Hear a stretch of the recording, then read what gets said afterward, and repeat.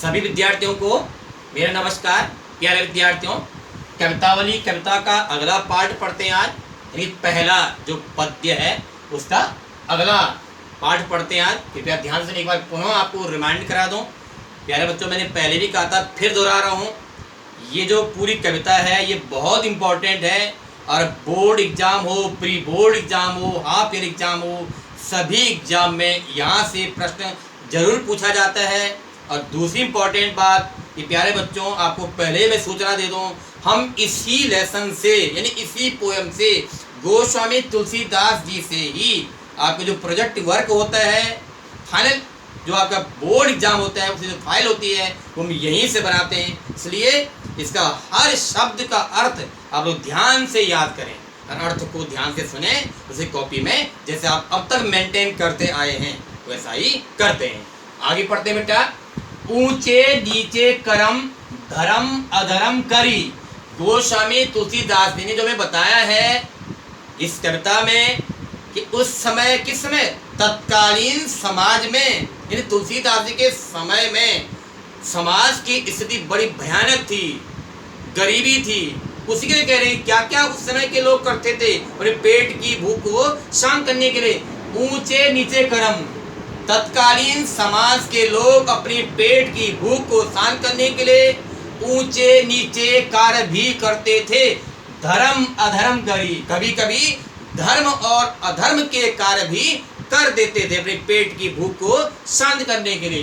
पेट ही को पचत बेचत बेटा बेटगी। कितनी भयावह बात यहाँ पे तुलसीदास जी ने बताई कि पेट ही को पचत, अपने पेट की आग को शांत करने के लिए, भूख मिटाने के लिए तत्कालीन समाज के लोग अपने बेटा बेटी तक को बेचते थे।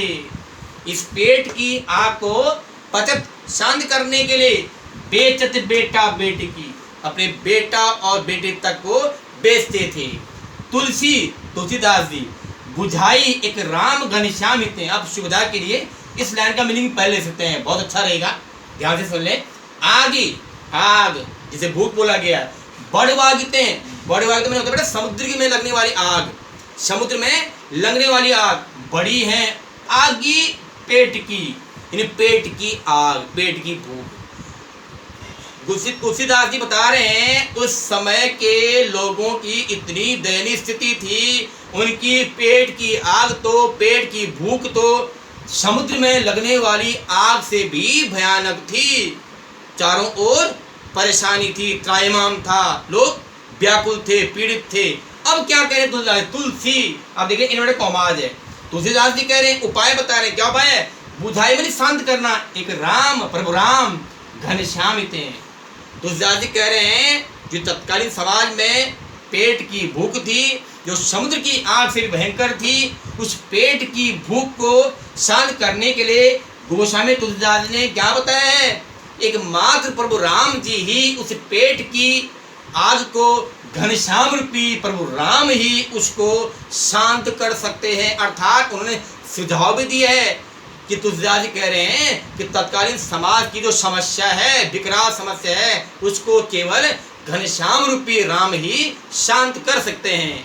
तो प्यारे बच्चों, इस वीडियो को सुन करके प्लीज जितना पद आपको पढ़ाया गया अब तक उसका कॉपी में संदर्भ, प्रसंग, व्याख्या जरूर अपनी कॉपी में लिखें। धन्यवाद।